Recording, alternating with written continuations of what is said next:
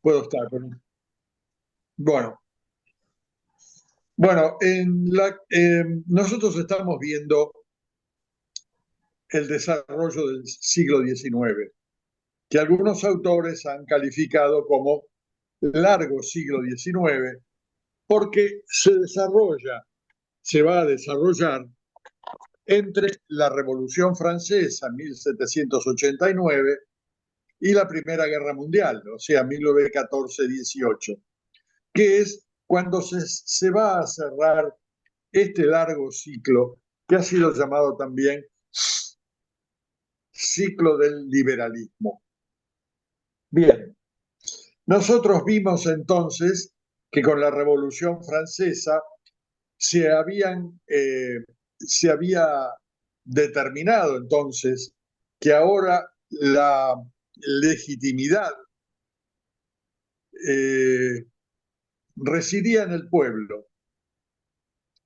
Pero a pesar de esta unanimidad en entender que de ahora en adelante todo régimen legítimo se basaba en la soberanía del pueblo, vimos que había tres formas de entenderlo y que había sido el individuo, el pueblo en tanto individuo aislado, esto es el liberalismo, el pueblo en tanto unidad cultural histórica, esto era el nacionalismo, y el pueblo en tanto productor o clase trabajadora, y esto era el socialismo.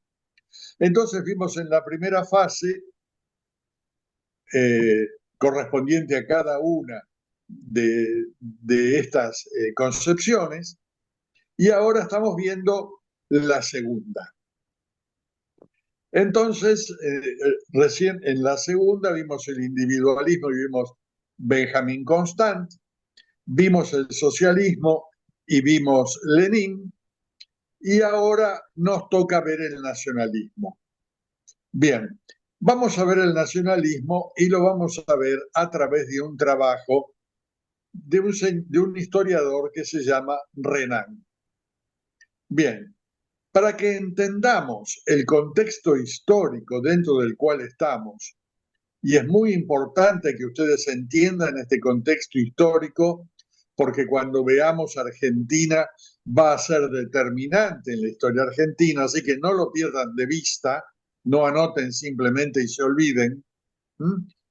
Entonces, en este momento va a ser determinante la guerra franco-prusiana. ¿Qué es la guerra franco-prusiana? Bueno, eh, las guerras napoleónicas se habían extendido sobre toda Europa. Llega al trono francés un sobrino de Napoleón, que va a ser Napoleón III, y este va a ser un periodo de estallido de las nacionalidades que se van a ir abriendo progresivamente en el este de Europa, sobre todo los pueblos eslavos, aquellos pueblos que se reunieron hasta la década del 80 en Yugoslavia y que después se dispersaron en croatas, serbios, montenegrinos, etcétera. Bien, Napoleón III va a apoyar algunos de estos movimientos y en estos movimientos entonces va a darse el comienzo de la era de las nacionalidades. Ahora bien, la política de eh, Napoleón III va a chocar con la política de Prusia. Les pido que tenemos los mapas subidos, miren el mapa del siglo XIX, el mapa europeo, y vean qué es Prusia. O sea, Prusia era en ese momento una parte de lo que hoy es Alemania. Después vamos a explicar por qué ese territorio se achicó. Eh, yo les había contado que con las guerras napoleónicas, Napoleón en 1814 había dado fin al Sacro Imperio Romano Germánico. Vuelvan sobre sus apuntes sobre esto, no pregunten de qué está hablando. El Sacro Imperio Romano Germánico que existió entre el año 900 y 1814. Con la derrota del Sacro Imperio Romano Germánico, lo que eran las naciones germánicas quedaron dispersas en un conjunto de ducados, condados, reinos independientes, ciudades libres, etc. O sea, se fragmentó múltiplemente y empezaron entonces, después de 1814, después de la derrota de Napoleón, empezaron movimientos en el mundo germánico para volver a unificar lo que quedó como la memoria del Sacro Imperio, o sea, el mundo germánico. En esta tarea van a competir entonces tanto Prusia, que está en el norte, y Austria, que está en el centro y que se había consolidado como el Imperio Austrohúngaro. Miren los mapas históricos que les señalé y si tienen alguna duda, pregunten. Pero no se imaginen que esto es Paraguay. Bien. Empiezan a competir entonces tanto Prusia como Austria en unificar al viejo mundo germánico. Terminan chocando. Prusia entonces va a derrotar en una serie de batallas a Austria y va a erigirse entonces como el campeón del mundo germánico. Y faltaba un detalle, enfrentarse con Francia. Se enfrenta con Francia por la política exterior francesa y entonces adviene la guerra franco-prusiana, que transcurre entre 1870 y 1871. Ahí Prusia le provoca una derrota humillante al imperio francés, a un punto tal que en una de las batallas toman prisionero a Napoleón III y a partir de ahí, entonces, Prusia se va a erigir como el imperio alemán. Les cuento para que ustedes entiendan la lógica de las naciones europeas. El mundo germánico entonces va a tener estas fases. Primero el Sacro Imperio, que les conté recién. Segunda fase, la destrucción del Sacro Imperio, que va entre 1814 y 1871. Y en 1871 el advenimiento ahora del Imperio alemán. Imperio que va a durar hasta el fin de la Primera Guerra Mundial. Estas son las fases importantes. En la Primera Guerra Mundial, entonces va a advenir la República Alemana y en la República Alemana la van a ir destruyendo progresivamente los nazis hasta que en 1933 asume Hitler, que va a ir hasta 1945. Y en 1945 en adelante tenemos la República Democrática Alemana. Espero que lo hayan anotado y que se lo aprendan, porque lo vamos a preguntar esto. Bien, entonces tenemos la guerra franco-prusiana. Esta va a ser una guerra determinante por muchos aspectos. Ahora vamos a marcar uno nada más, pero vamos a anticipar ahora que para la Argentina va a ser muy importante porque va a ser una experiencia que va a determinar entonces las pautas generales del gobierno de Julio Argentino Roca, que vamos a ver nosotros en la segunda parte del programa. Bien, ¿qué ocurre entonces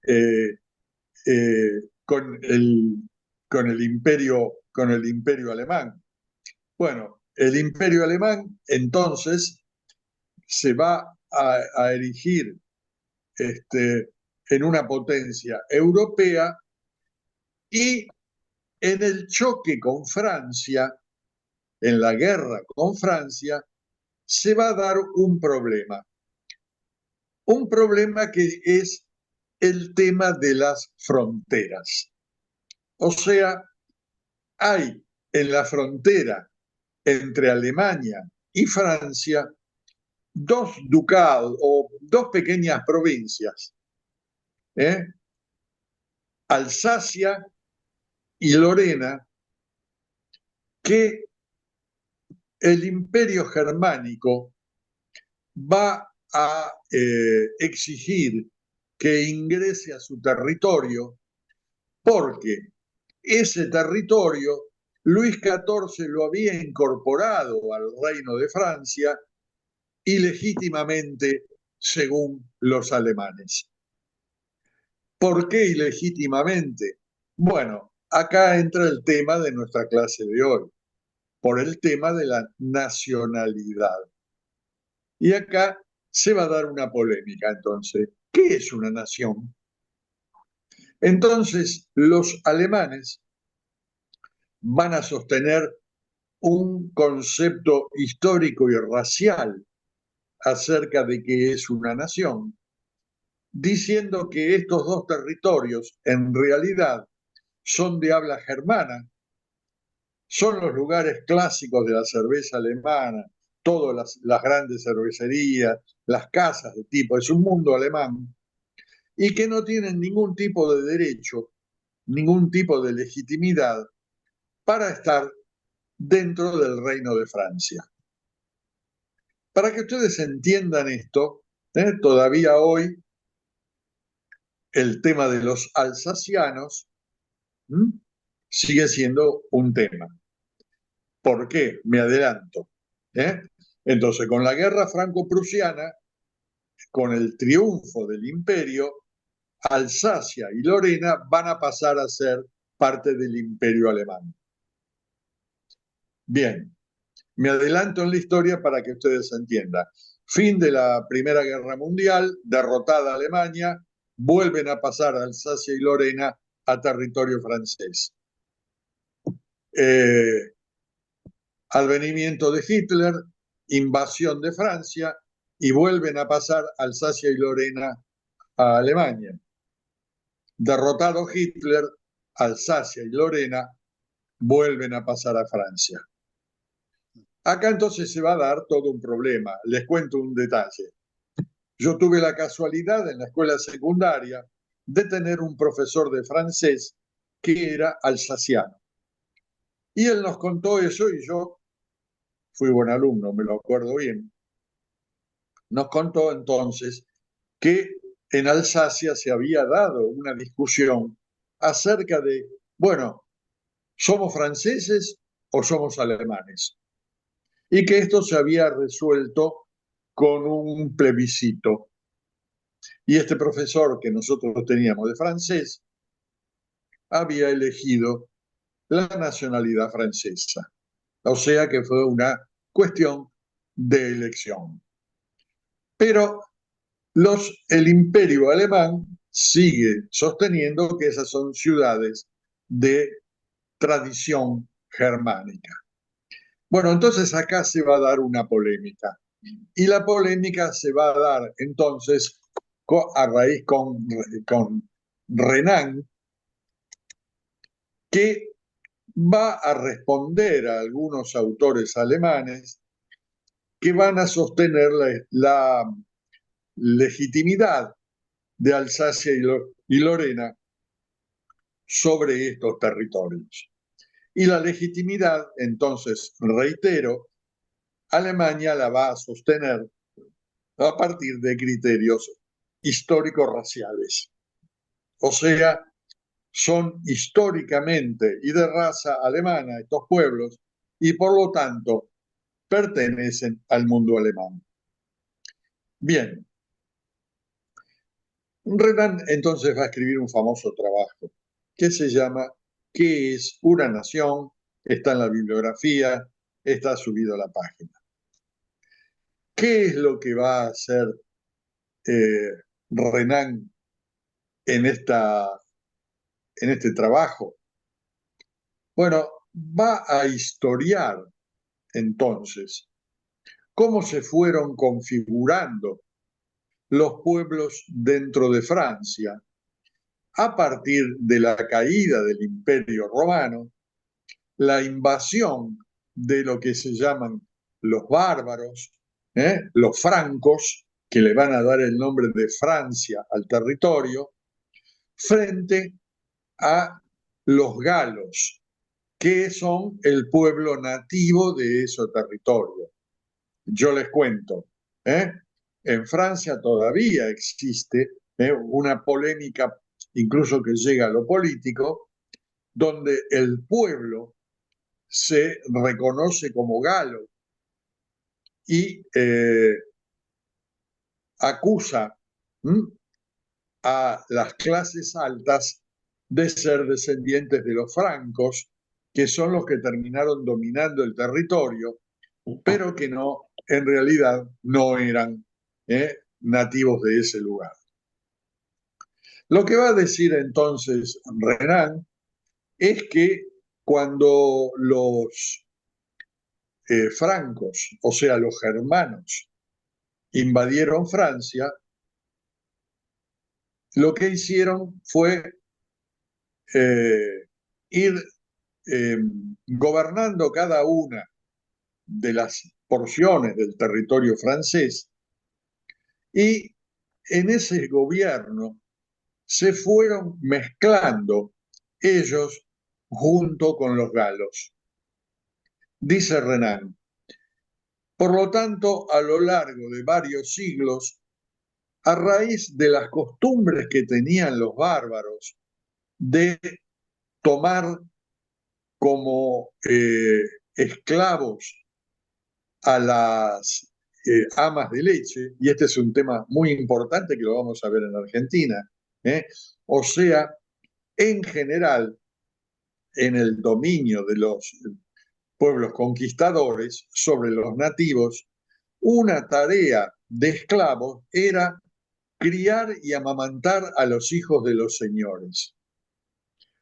Anótense esto, porque esto va a ser también importante en el comienzo de la República Argentina. Y yo les voy a contar después por qué.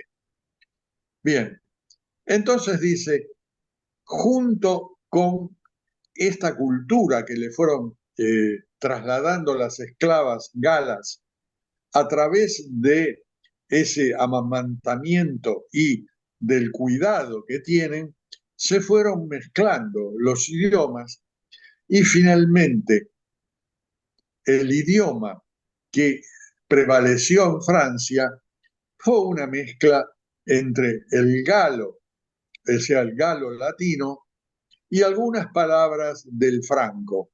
Pero lo que quedó fue realmente la herencia gala. Por lo tanto, dice, después de varios siglos, es imposible distinguir qué viene de los galos y qué viene de los francos. O sea, no se puede saber. Algunos relevan que vienen de los francos, o sea, en las clases altas, pero esto también es bastante tema de discusión. ¿Por qué?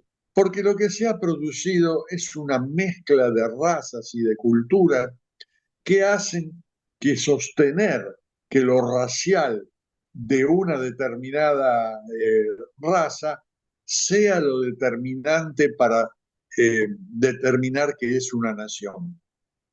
Por lo tanto, dice Renan, eh, para determinar lo que es una razón, una nación, tenemos que llegar al presente, donde dice, vivimos en medio de una fusión de culturas en donde se puede decir que la nación no es nada más que un plebiscito diario en donde los hombres, los ciudadanos, deciden vivir como franceses.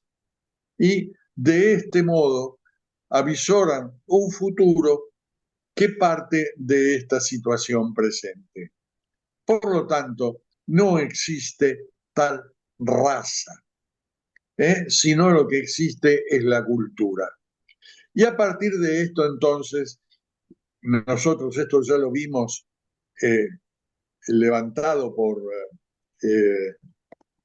por el trabajo sobre la nacionalidad de Mancini, el concepto de nacionalidad va a ser un concepto cultural. Aprendemos esto porque todas estas cosas no son cosas que aprendemos porque sí, sino porque van a tener importancia ahora en la constitución de la nación argentina. ¿Eh? Bien, y entonces llegamos acá a, a esta guerra. Anoten el concepto de la guerra franco-prusiana. Algunos de ustedes, si quieren aprender algo más, lo buscan en la Wikipedia y ahí pueden ver qué fue lo que pasó. Pero lo que podemos decir entonces es que a partir de 1870, en Europa, lo que empieza a ocurrir va a ser el fuerte desarrollo de cada una de las naciones occidentales, a partir de las cuales va a haber un desarrollo industrial fuerte y una expansión sobre el mundo. Ya hemos hablado de esto. Esto va a determinar entonces el colonialismo. Entonces, va a empezar a partir de esta época una competencia entre las naciones europeas, primero, para conseguir mercados para sus mercancías. En segundo término, para conseguir colonias a partir de las cuales abastecerse de materias primas. Esto va a llegar a una fuerte competencia que va a terminar destruyendo el modelo liberal. Recordemos en qué se basa el modelo liberal en el cual Inglaterra fue hegemónica a partir de su expansión como potencia comercial. Sí, las bases fundamentales son la libre circulación de mercancías. La libre circulación de mercancías, y esto lo que va a determinar va a ser el régimen liberal, el régimen liberal parlamentario que va a sostener este tipo de economía. Bien, pero ocurre entonces que esta competencia entre los países occidentales los va a ir a llevar a algo más que una competencia.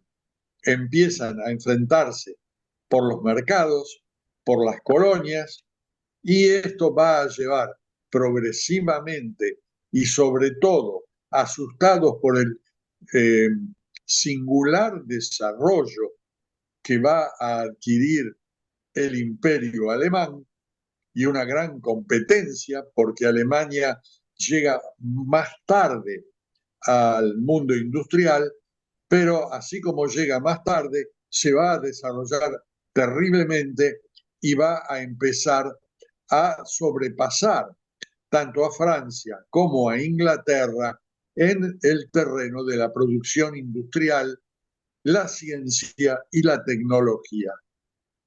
Bien, todo esto a lo que va a llevar entonces va a ser a la Primera Guerra Mundial.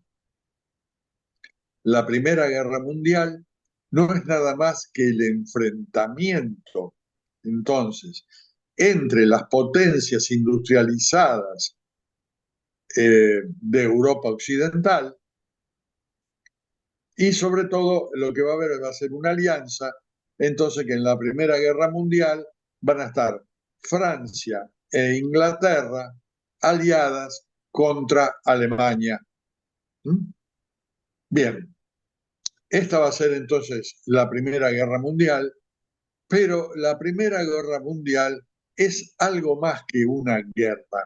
o sea, un enfrentamiento en el cual mueren hombres y hay batallas. La Primera Guerra Mundial va a ser entonces la aplicación de la revolución industrial a la guerra. Y esto es una novedad absoluta. Tal novedad se va a exhibir en la cantidad de muertos. En la Primera Guerra Mundial van a morir millones de hombres y en 4 años van a morir más hombres que en toda la guerra, que en todas las guerras de la Europa moderna. Es impresionante. ¿Por qué entonces es la aplicación? Bueno, se van a empezar a aplicar ciertos adelantos. En primer término va a ser el término de la pólvora sin humo, después la invención del fusil de chispa, que permite entonces una distancia mayor en la guerra, la aparición de las primeras ametralladoras, que sirven para matar muchísima más gente, un producto de la química que consigue primero Alemania y que van a ser los gases tóxicos. Esto va a ser decisivo, porque bombardear las trincheras con gases tóxicos va a producir una cantidad de muertos monstruosa. Un solo bombardeo en un día va a matar a 40.000 jóvenes. Piensen ustedes esto. ¿Eh? Jóvenes entre 18 y 25 años mueren en un día porque tiran bombas que expanden un gas tóxico que los mata inmediatamente.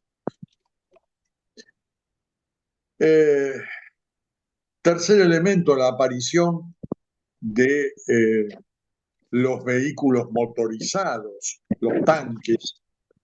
¿Eh? Y por último, el que va a romper todas las normas de la guerra, que va a ser la introducción del avión. O sea, el avión,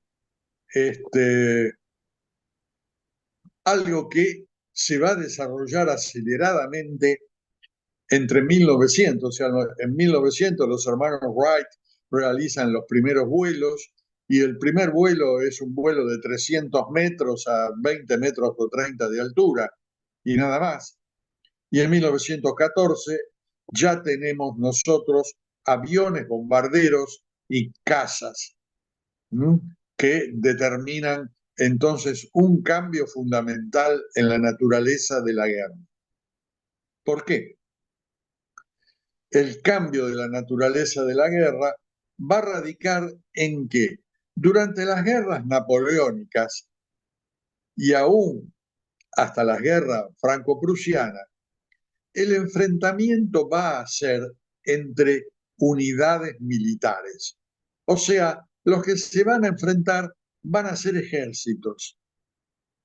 La población civil va a estar al margen, aun cuando en algunos casos, cuando pasen las tropas o una batalla se de cerca, sí la población civil va a pagar las consecuencias.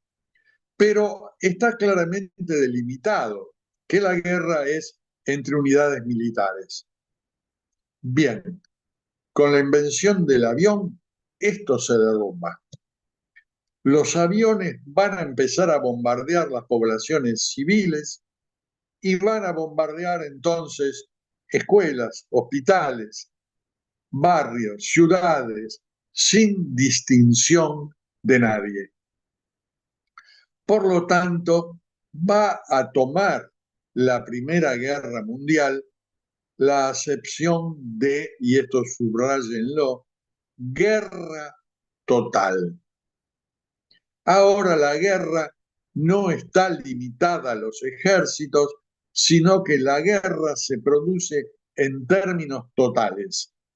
¿Qué quiere decir? Nación contra nación, con todos sus componentes. Bien, esto entonces, en primer término, va a significar el derrumbe del liberalismo tradicional. Ya no va a haber ahora un mercado en el cual los hombres trafican e intercambian mercancías libremente, sino que a partir de ahora los estados van a empezar a cerrarse sobre sí mismos y a competir entre ellos.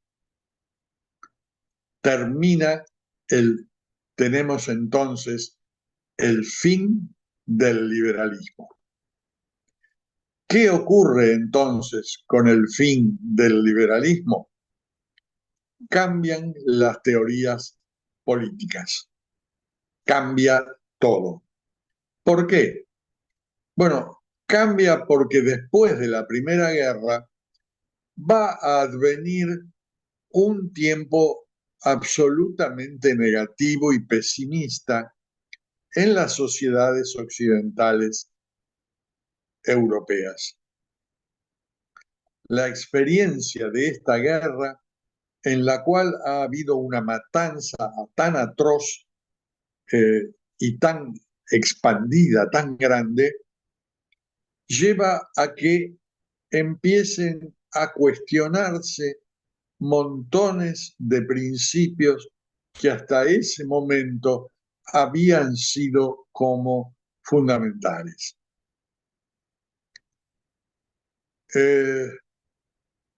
Una de las que recibe los golpes básicos va a ser la revolución científico-tecnológica. Cuando empezó a desarrollarse en la mitad del siglo XIX la revolución científico-tecnológica, las sociedades, o sea, los escritores, leyeron esto alborozadamente. O sea, hemos ingresado en la era del progreso, que es lo que caracteriza, es esta ideología que caracteriza al siglo XIX. El ideal del progreso. Ahora los tiempos son de progreso indefinido. Cada era es un escalón para que la era siguiente progrese muchísimo más. Y esto, el ejemplo más claro de todo esto, es la ciencia. Cómo la ciencia se va desarrollando. Primero fue la física a partir de Galileo a Newton, que ha permitido montones de desarrollos, fue acompañado por montones de desarrollos tecnológicos. Después la química y finalmente la biología. Estas tres ciencias revolucionaron los saberes de los hombres y por lo tanto le hicieron fundamentar entonces la era del progreso. Bien, terminó la Primera Guerra Mundial, estamos en el año 1918, 19 y 20, y ahora se empieza a reflexionar, porque la ciencia y la tecnología ahora no eran solo para el progreso. La ciencia y la tecnología sirvieron para montar imponentes maquinarias de matanza en todos los niveles. Y entonces va a aparecer una gran desconfianza acerca de la ciencia. ¿Es buena la ciencia? ¿Es buena la tecnología? Parece que no. Ahora, ciencia y tecnología están puestas con un signo de interrogación y hay una sospecha sobre ellas. Y ustedes, en esta época, son testigos de eso. o sea, los avances de la biología sobre la producción de nuevos cereales, está puesta en cuestión. No sabemos si estos nuevos cereales que produce la biología moderna son buenos o malos. Hay sospechas sobre ello. Y como ellos, todos los productos que salen de la tecnología y que decimos hoy, básicamente lo vemos a través de los alimentos y entonces de la sospecha sobre si todo lo que produce la tecnología moderna y en el terreno de los alimentos, esto es bueno. Parece que no. ¿eh? Si entramos nosotros a las redes, vamos a ver que aparecen permanentes denuncias sobre el pan, los alimentos procesados, las hamburgueserías, las salchichas, etcétera, etcétera, que todo esto no sabemos si es bueno o atentan contra la salud del hombre. Y esto que es producto de la tecnología, de la revolución industrial. Entonces, hay una suerte de sospecha sobre si realmente sirven para el progreso del hombre o no sirven para el progreso del hombre. ¿eh? Y entonces cambia una de las dimensiones fundamentales. La otra dimensión que va a cambiar va a ser la creencia en lo que era la base, podríamos llamar epistemológica, del liberalismo. La base epistemológica del liberalismo surge de la física y de la creencia que el mundo es un mundo de átomos que interactúan entre sí formando cuerpos que son los que han determinado la naturaleza. Y esto llevado al mundo de la cultura humana, asentó entonces la creencia en que ahora, en el mundo moderno, la cultura del hombre no provenía de los sacerdotes y de los reyes, o sea, era impuesta autoritariamente por sacerdotes, o sea, verticalmente, sino que la cultura era producto de la interacción entre los seres humanos. Y esto se expresaba claramente en el parlamentarismo. O sea, a diferencia de lo que fueron los regímenes monárquicos, en el cual el rey aplicaba su voluntad sobre el pueblo y sobre todos los que estaban debajo de él, ahora, esto se vio claro en la Revolución Gloriosa de 1688 inglesa, cuando los reyes ya no reinan, sino que el que gobierna es el Parlamento, y el Parlamento es el lugar de intercambio de opiniones, que es el segundo gran principio del liberalismo.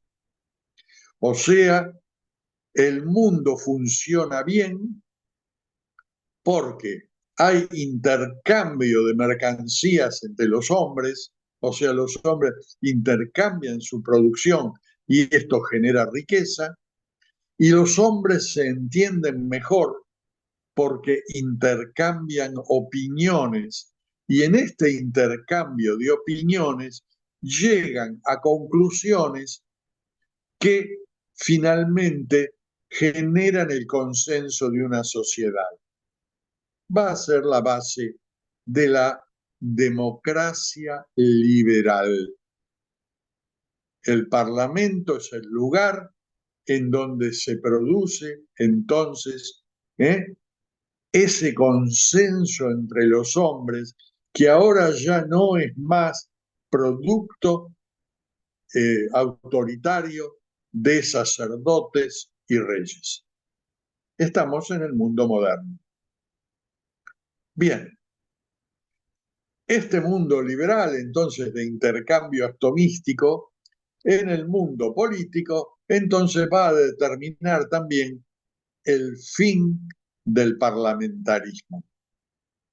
O sea, el parlamentarismo también se va a derrumbar porque a raíz de las luchas sociales, los parlamentos de eh, eh, de los países occidentales ha cambiado radicalmente. Entonces, marquemos por qué. O sea, el modelo del parlamentarismo fue siempre Inglaterra. ¿eh? Porque a partir de la Revolución Gloriosa de 1688, el Parlamento se pone como el poder legítimo en el intercambio de opiniones. Bien, ¿qué ocurre? Que las teorías sobre el Parlamento, además, permiten entender que todos los teóricos del parlamentarismo suponían un hombre racional que discutía. ¿Y qué discutía? Discutía ideas. ¿Por qué discutía solo ideas en el Parlamento? Bueno, discutía solo ideas porque eran hombres que pertenecían a una determinada clase, a un determinado estamento, el de la nobleza, que ya daba por supuesto una determinada seguridad de vida y lo único que discutían era entonces los modos de esta vida. Y estos modos se dieron básicamente discutidos a raíz de la religión, que fueron la protoforma de los partidos políticos, ¿eh? Las guerras religiosas.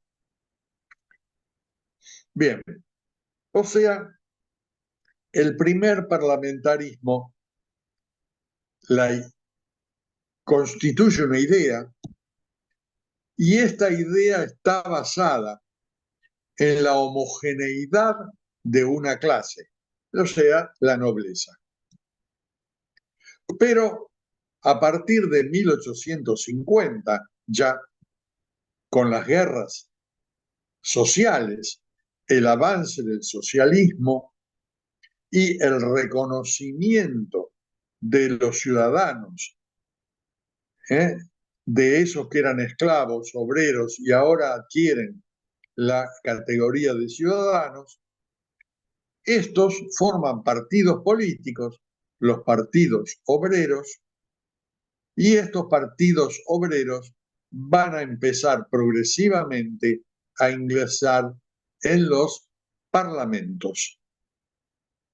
Pero entonces se va a dar un cambio fundamental, porque los obreros no van a discutir ideas, van a discutir básicamente sus condiciones de vida, su explotación, su hambre, su jornada de trabajo, etcétera, etcétera, etcétera.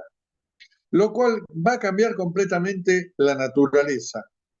No se discuten ideas, ahora se discuten cuestiones económico-sociales. Pero con la discusión económico-social, lo que va a ocurrir entonces es que el Parlamento se va a fragmentar interiormente y se van a formar bloques de intereses que ya van a chocar contra otros bloques de intereses. O sea, van a aparecer básicamente los bloques de los intereses campesinos, de los obreros, de los industriales y de los propietarios de la nobleza. Ya no va a ser entonces el Parlamento una discusión de ideas, sino una discusión de intereses. Bueno, acá se derrumba totalmente la ideología liberal. Definitivamente. Es la aparición, entonces, del corporativismo.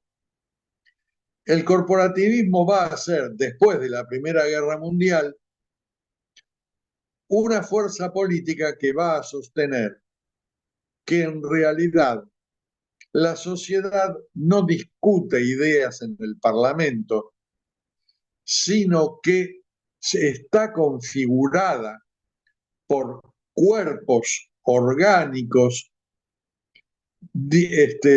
diferenciados por el modo de producción y por el modo de acceso que tienen ellos al conjunto de la sociedad. Bien, ¿qué va a aparecer entonces? Aparece con esto el fascismo.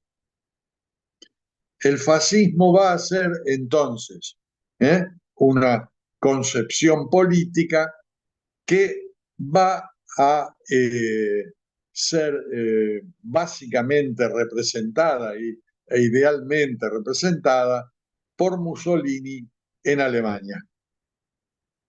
Y este modelo entonces lo que va a hacer erradicar el Parlamento y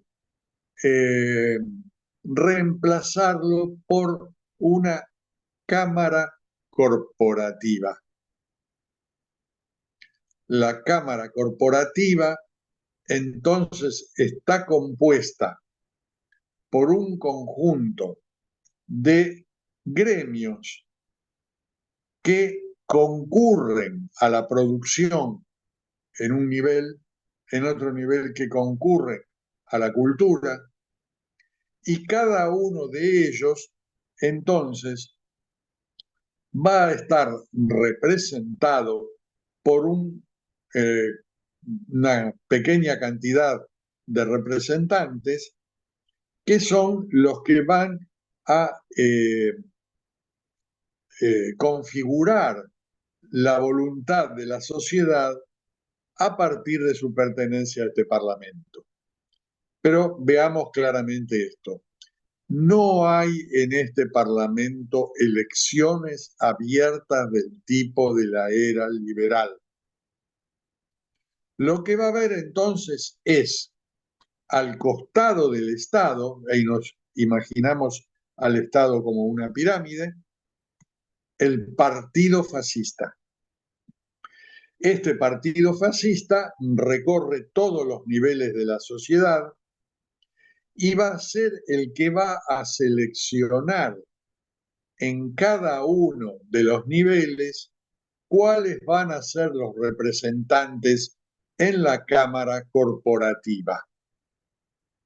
Bien, el corporativismo supone que el hombre no existe el individuo, existe solo el ser social.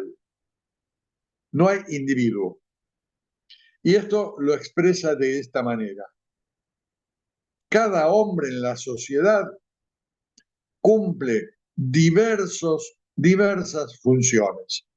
Tomemos un obrero. Un obrero es obrero metalúrgico. Bien, estará representado en la Cámara Corporativa entonces por los obreros.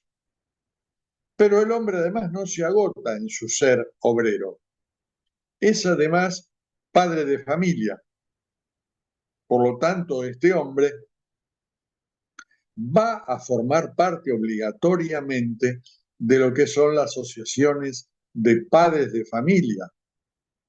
Y estas asociaciones de padres de familia van a estar también representadas en la Cámara Corporativa a través de representantes que el partido va a elegir en cada distrito.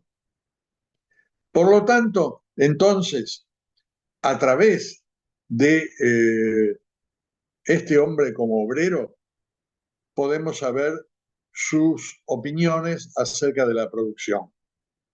Pero a través de su ser padre de familia, vamos a él va a recibir al mismo tiempo la idea de cómo debe conducirse una familia y qué debe ser un padre de familia.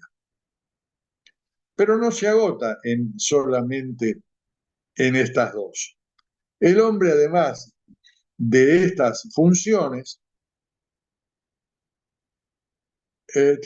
tiene tiempo libre. El tiempo libre, en general, nosotros lo usamos, vamos a los bares, vamos a los clubes, etcétera.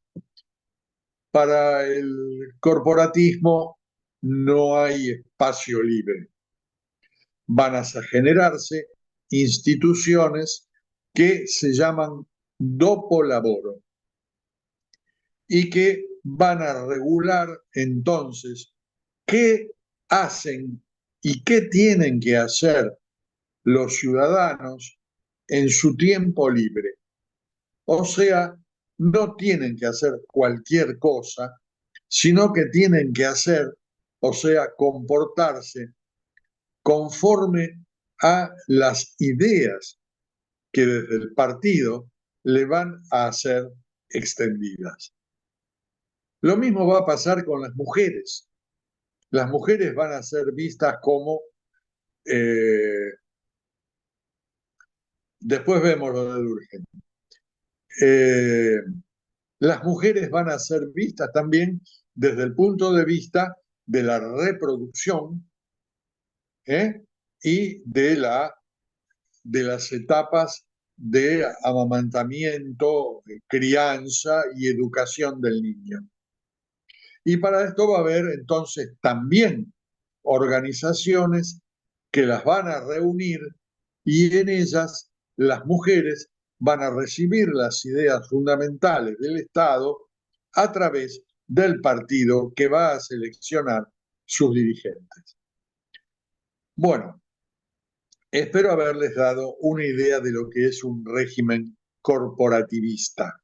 O sea, es la negación total del régimen liberal fundado en el individuo y es entonces la concepción del hombre funcional. El hombre cumple diversas funciones en la sociedad y la sociedad debe organizar esas funciones para que el sistema funcione como debe funcionar. Bueno, hay un texto que lo van a ver, ustedes lo van a recorrer bien con Mauro, porque seguramente que todo esto que le estoy diciendo no no les resulta fácil de entender. Pero la cuestión del fascismo ha vuelto en estos días y por lo tanto tienen ustedes que entender a partir de dónde surgen entonces las concepciones fascistas y cómo se organiza un régimen fascista. Bien, vamos a terminar esta parte aclarando que el corporatismo se va a desplegar a todo lo largo de la década del 20 y del 30.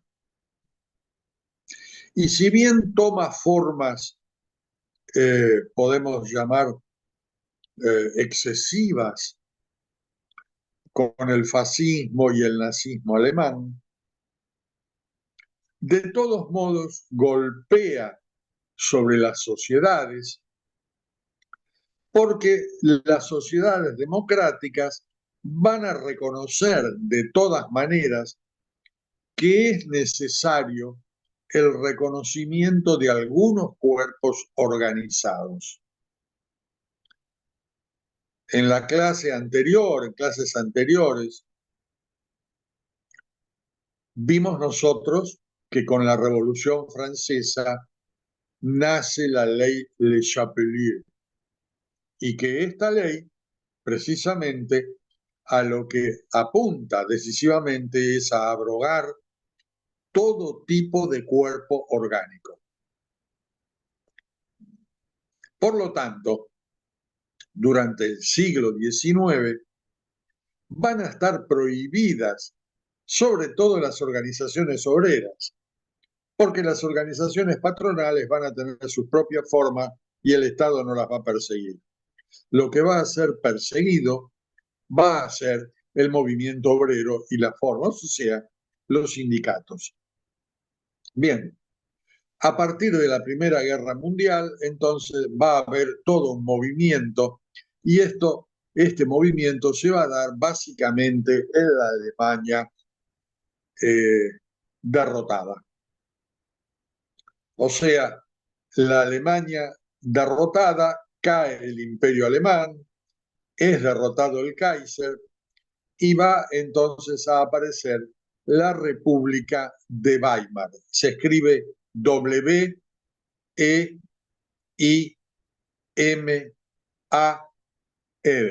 No se dice Weimar, es Weimar. ¿Eh?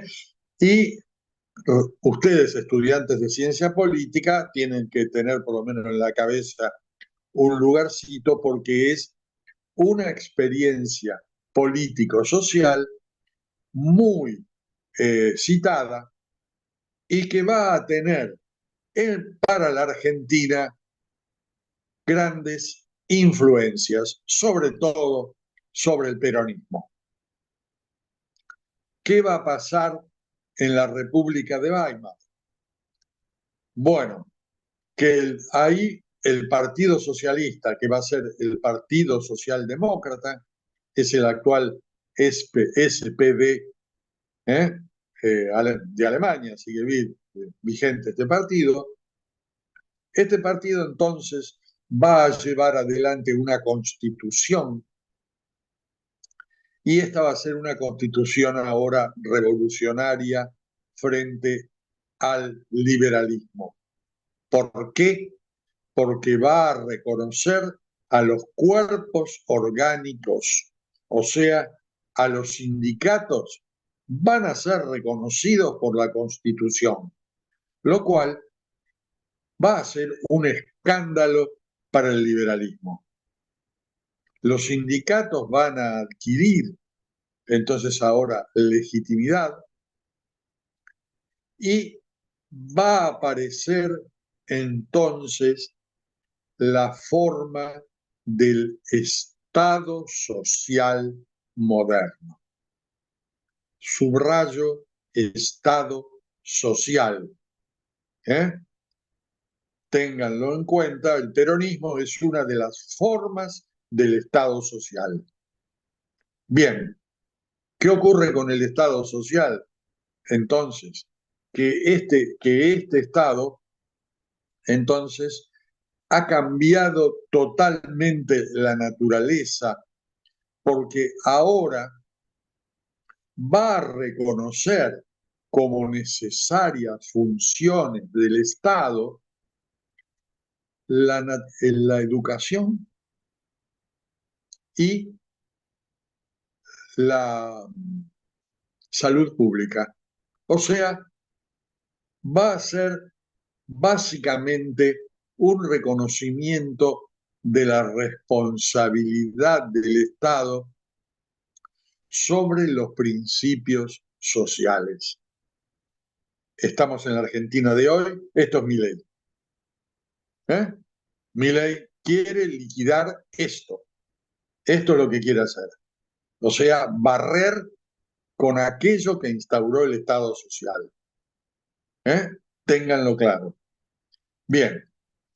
Por lo tanto, entonces, este Estado, el Estado social, va a ser un Estado que va a interactuar fuertemente y entonces podemos marcar el nivel del Estado, sus ministerios, en un nivel trazamos una línea y debajo de esto está la sociedad organizada también en cuerpos orgánicos en base a la educación, a la salud, a los principios sociales, a la producción, etcétera, etcétera. Entonces ahora la función del Estado no va a ser la del Estado liberal, que simplemente era un Estado que dejaba que la sociedad eh, se gobernase por sí misma, sino que va a ser ahora un Estado en fuerte interacción con los cuerpos sociales. ¿Eh? Y en esta interacción, entonces, se va a constituir lo que es el Estado social moderno. Ya no es el Estado liberal que llega hasta la Primera Guerra Mundial, sino que a partir de ahora tenemos al Estado social. Bien, eh,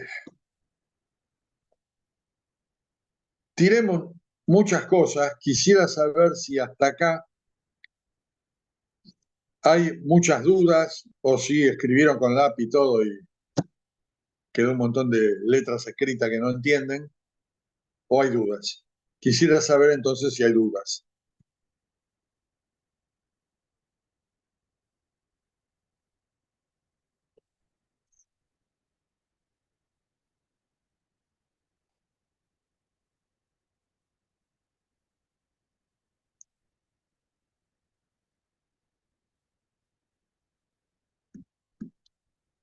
No se oye, padre.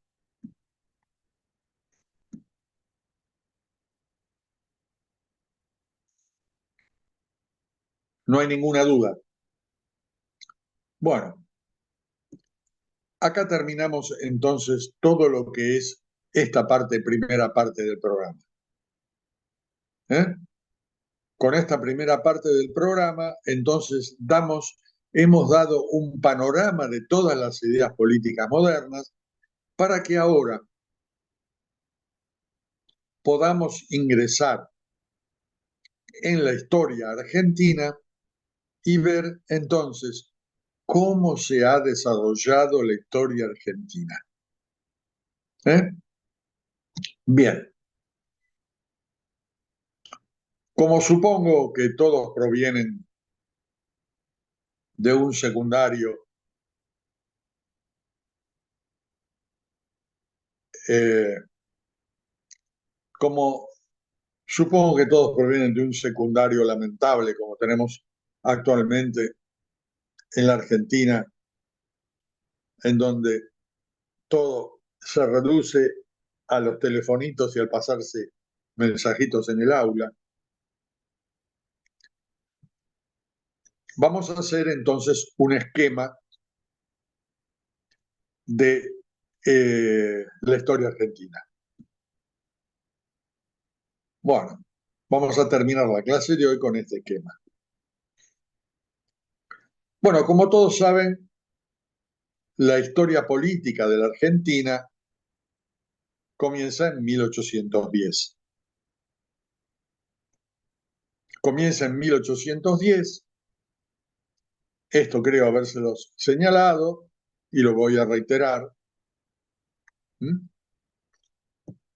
Comienza entonces cuando la colonia se va a desprender de España con motivo de las invasiones napoleónicas. Con las invasiones napoleónicas, España queda sin rey. Y al quedar sin rey, se descompone entonces el principio de la soberanía política del rey, que suponía que su soberanía era el producto, esto es el pacto de sumisión que vimos nosotros al principio de los jesuitas y que después vimos otra vez rechazado por Rousseau, ¿eh?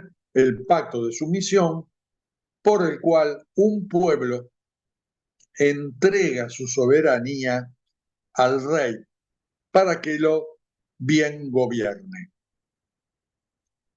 Y el rey entonces adquiere la responsabilidad del buen gobierno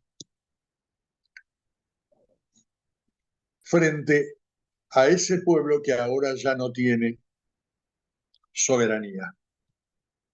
Bien, no hay rey. ¿Dónde está la soberanía? Bien, esta es la Revolución de Mayo, el Cabildo, los paraguas, French y Beruti. ¿Dónde está la soberanía? No hay más soberanía. Entonces acá va a haber dos partidos.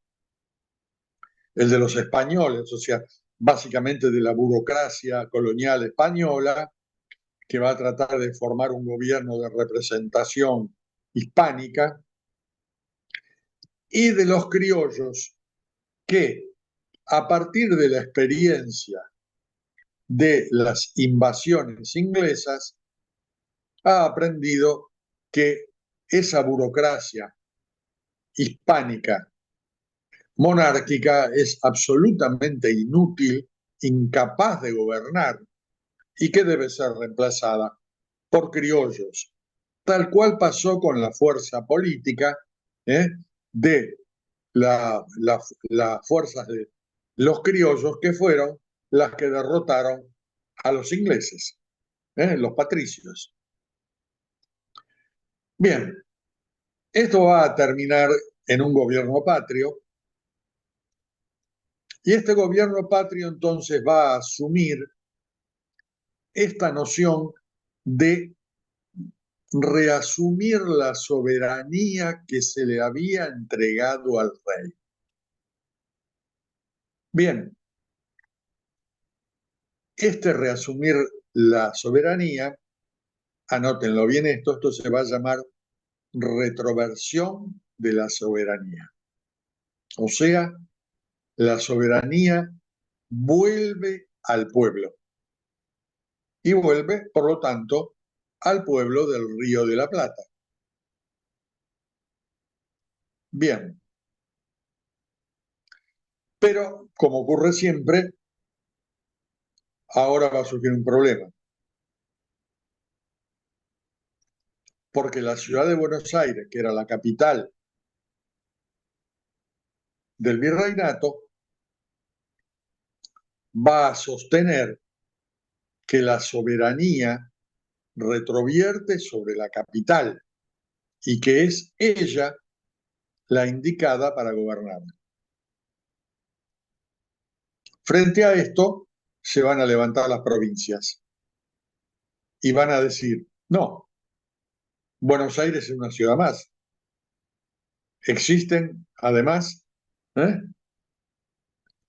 la provincia de San Luis, la provincia de Mendoza, la provincia de San Juan, la provincia de La Rioja, la provincia de Catamarca, la provincia de Jujuy, la provincia de Salta, la provincia de Tucumán, la provincia de Santiago del Estero, la provincia de Corrientes, la provincia de Entre Ríos y después la provincia de Buenos Aires, la provincia de Córdoba.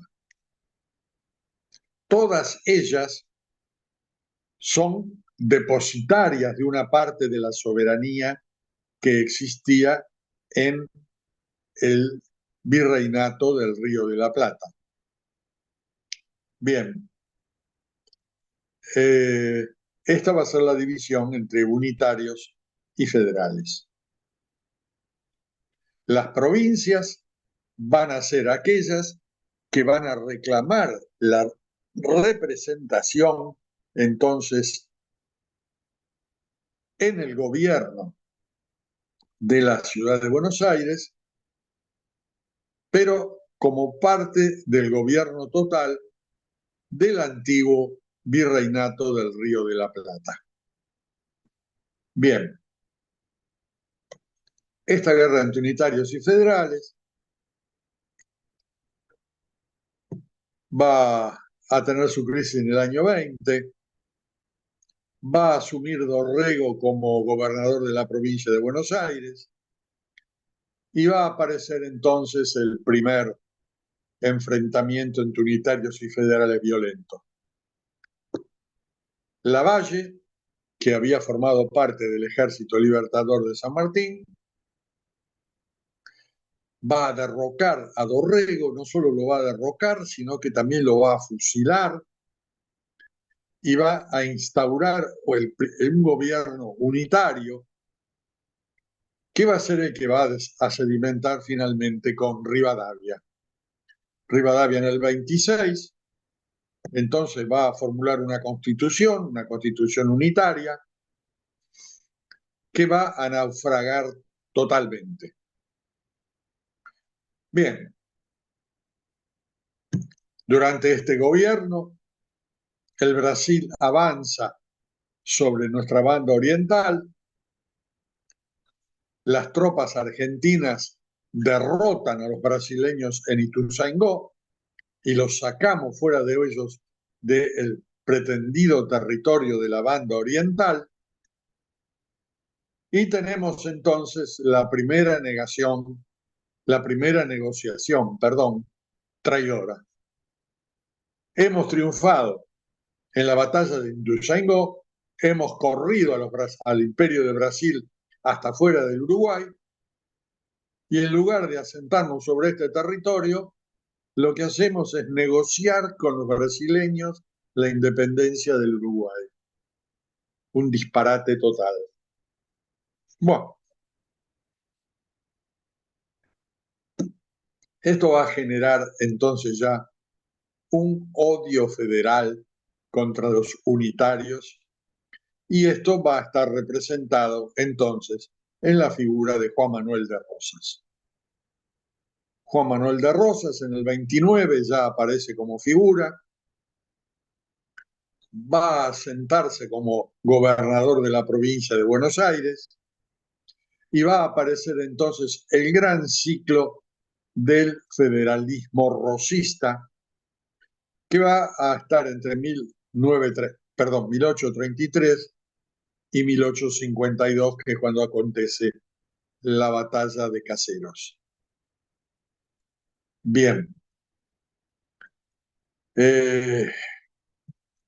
Durante este periodo, entonces la provincia de Buenos Aires asume la representación interior, pero reconoce los gobiernos federales de cada una de las provincias.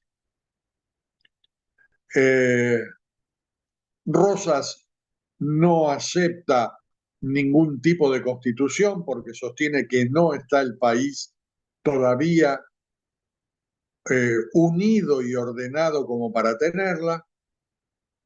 Esto va a llevar a múltiples conflictos hasta que en 1852 este conflicto se plantea en el bando federal. Y es entonces cuando Urquiza se levanta contra Rosas, y Rosas es derrotado en la batalla de Caseros. Bien, esta derrota entonces va a abrir el periodo de la Confederación Argentina. La Confederación Argentina entonces va a reconocer a un líder que es Urquiza. La capital va a estar en Paraná, y finalmente en Santa Fe se va a reunir una convención y va a dar lugar a la Constitución de 1853. A partir de ahí, entonces, ya empieza un sostenido proceso que todavía tiene residuos de guerra. Mitre se va a levantar en contra de Urquiza, que en realidad contra Derqui, que es el presidente cercano a Urquiza,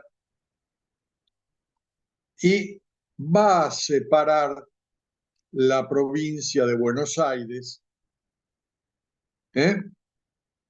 del resto del país. A esto lo va a llamar entonces el Estado de Buenos Aires, frente a lo que acá los porteños llamaban los 13 ranchos, o sea, las 13 provincias. El tema central, va a marcar Alberdi, va a ser la posesión de la aduana, dado que los recursos de la aduana nunca fueron repartidos con las provincias, nunca fueron federalizados.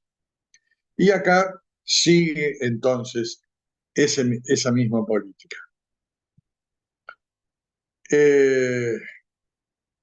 La separación del Estado de Buenos Aires va a durar 10 años hasta que se vuelve otra vez a la unificación y entonces tenemos los gobiernos que se llaman de la Organización Nacional. El primer gobierno va a ser 1862-68, que es el de Mitre, 68-74 Sarmiento, 74-80 va a ser Avellaneda. En estos entonces se va a establecer un modelo que va a estar basado en la hegemonía de Bartolomé Mitre. Si tuvimos nosotros etapas de caudillos, entonces podemos marcar primera la de Rosas, después la de Urquiza y ahora la de Mitre. La de Mitre entonces va a funcionar hasta 1880. Y Mitre entonces va a ser un fuerte sostenedor de la hegemonía de la ciudad de Buenos Aires sobre el resto del país, a pesar de las formas constitucionales que ha habido. Vamos a ver la bibliografía de esto.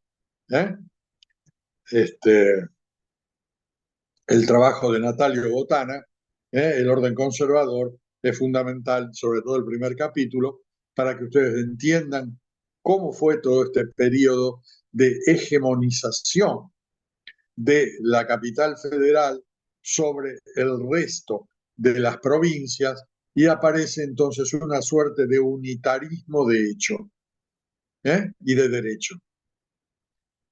Bien, pero ocurre que Mitre nunca acepta totalmente las presidencias que se van desgranando a partir de haber sostenido la propia. O sea, le virlan la de Sarmiento, después pierde otra vez frente a Avellaneda, y ahora, durante el gobierno de Avellaneda, se va a dar una suerte de cambio. ¿Por qué? Porque durante el gobierno de Mitre, Mitre mantiene los principios de Buenos Aires, Sarmiento también va a ser, como decía él, que era porteño en el interior y provinciano en Buenos Aires, pero era realmente un porteño. Pero ahora con Avellaneda esto cambia totalmente. Avellaneda es tucumano y está relacionado con Roca. ¿Qué ocurre con Roca? Roca va a ser en esta etapa, viene siendo en esta etapa, un comandante de frontera. ¿Qué es la frontera? Bueno, es la frontera que se ha establecido en la provincia, todo lo que es actualmente casi todo, una parte de la Pampa húmeda,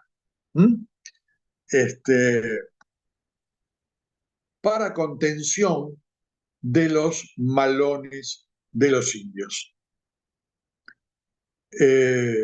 Roca está asentado en Río Cuarto y desde ahí, desde este ser comandante de frontera, él ha demostrado grandes capacidades militares y políticas. Y empieza a negociar entonces con los gobernadores del norte para conseguir los representantes en la próxima elección de presidente. Aclaremos.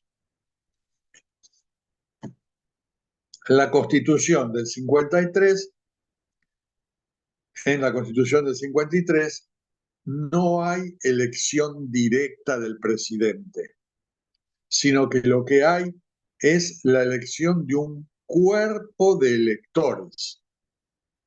Esto es básicamente la concepción todavía oligárquica que hay en la Argentina, porque suponen que si bien el voto nominalmente es universal, nunca hubo limitaciones de derecho, sí las va a haber de hecho,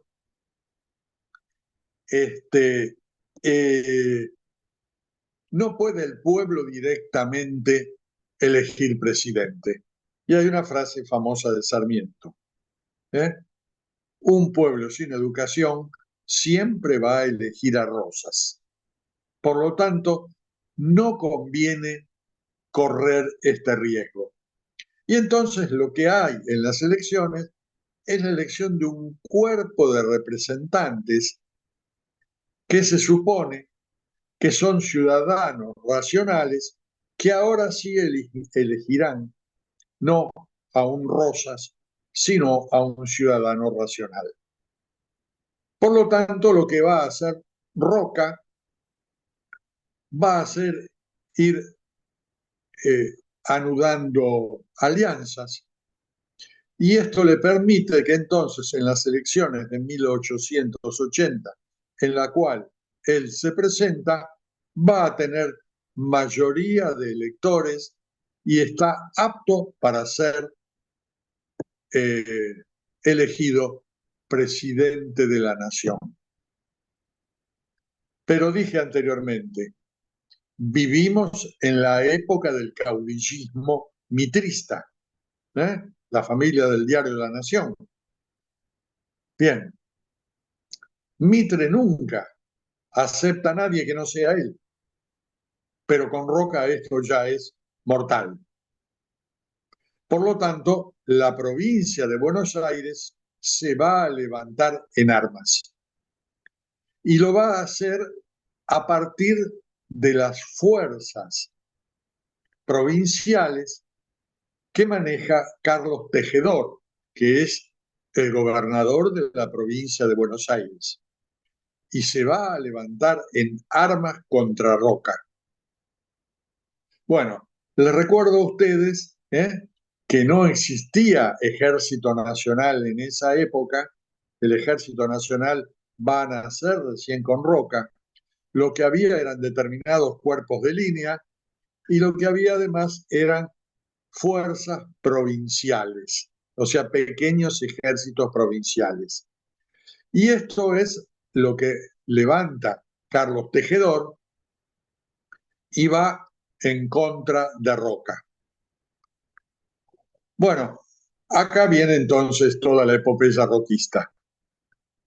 Roca lo derrota en todos los frentes y en todos los frentes que arman en las provincias, y con esta derrota entonces va a introducir cambios fundamentales.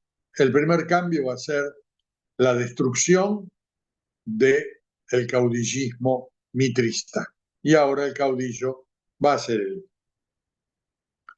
Pero esto va a implicar entonces un cambio de naturaleza en el Estado Nacional. Roca va a ser un modernizador a rajatabla. Y entonces, a partir de la derrota del mitrismo, va a introducir una serie de cambios fundamentales. Bueno, el primer cambio que introduce en la primera ley va a ser la prohibición para toda provincia de erigir cualquier tipo de cuerpo armado, sea con el nombre que fuere y sea bajo la excusa que fuera. O sea, prohibido esto. O sea, a partir de ahora va a haber una sola fuerza nacional. Segunda medida que va a tomar Roca va a ser la unificación de la moneda.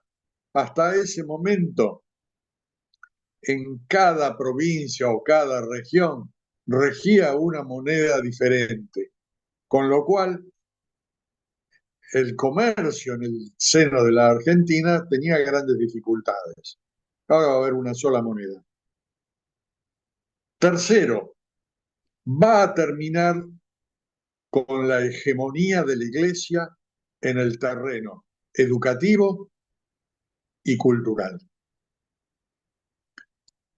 En el terreno educativo va a convocar a un congreso educacional que siente las bases para un sistema educativo unificado. Ustedes preguntan, ¿por qué? ¿Cómo era el sistema antes? No había sistema. Cada provincia tenía su educación y era una educación básicamente manejada por la Iglesia Católica. O sea, era la Iglesia Católica la que manejaba los colegios, escuelas, etcétera, etcétera, y la educación se vertía a partir de ella. Esa es una de las razones por las cuales en la actualidad, si hay algún tipo de reforma en la educación, la Iglesia Católica sale primero y dice, acá estamos nosotros porque la educación la inventamos nosotros.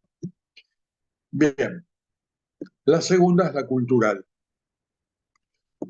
Hasta ese momento, los nacimientos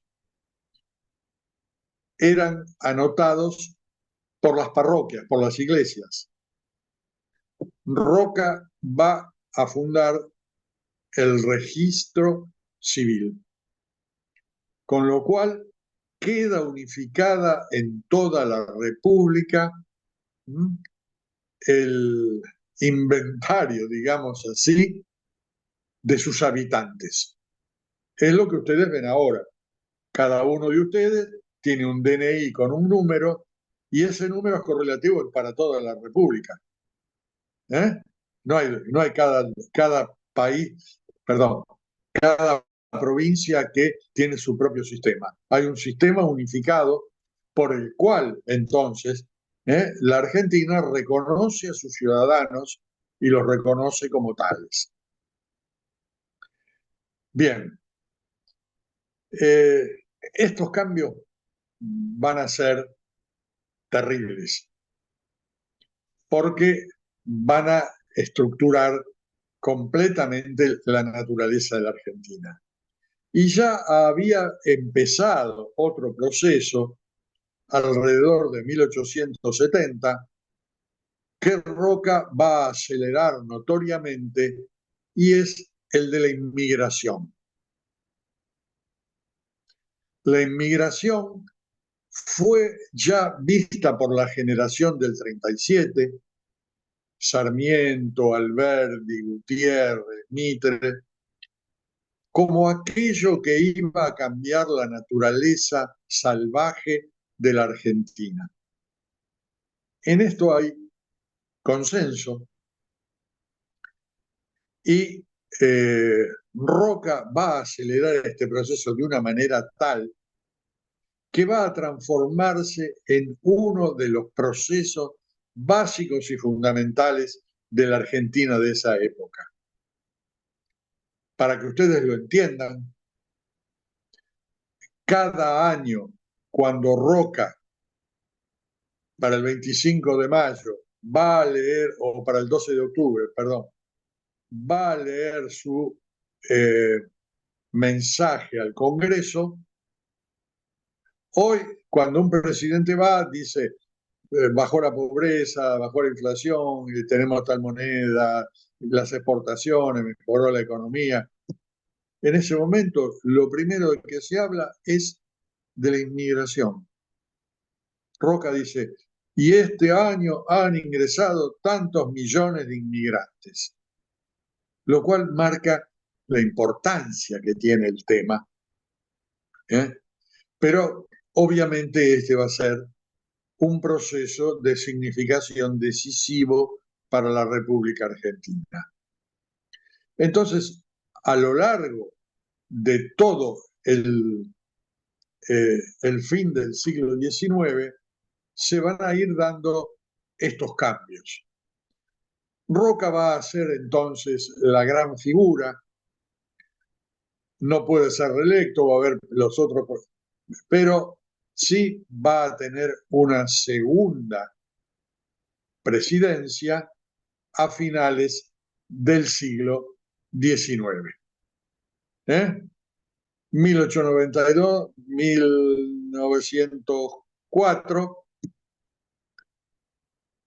sí, es su segunda presidencia, que es donde Roca ahora va a dar la vuelta de tuerca definitiva.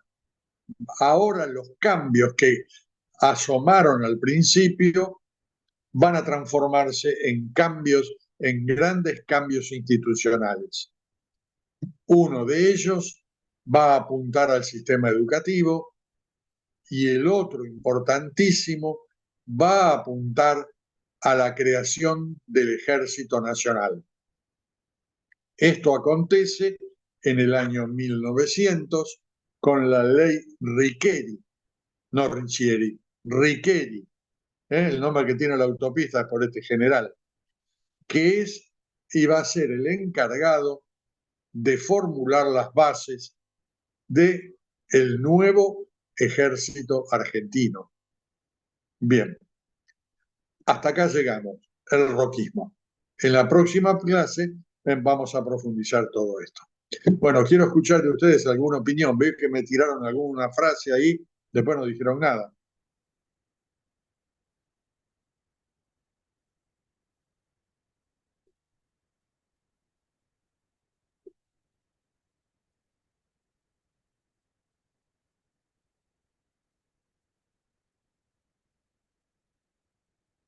¿No hay ninguna pregunta? Ahí preguntaron algo sobre Durkheim y el corporativismo, después preguntaron sobre Bismarck y la República, ¿no? ¿No hay más?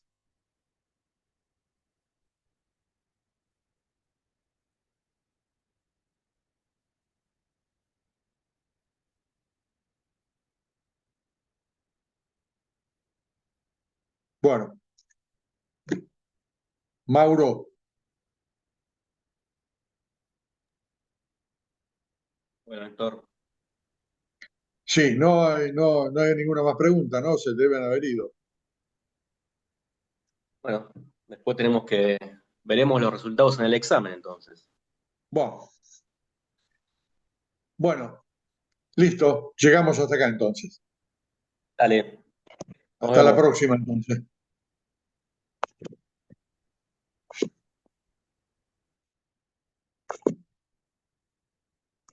Chao, buenas noches.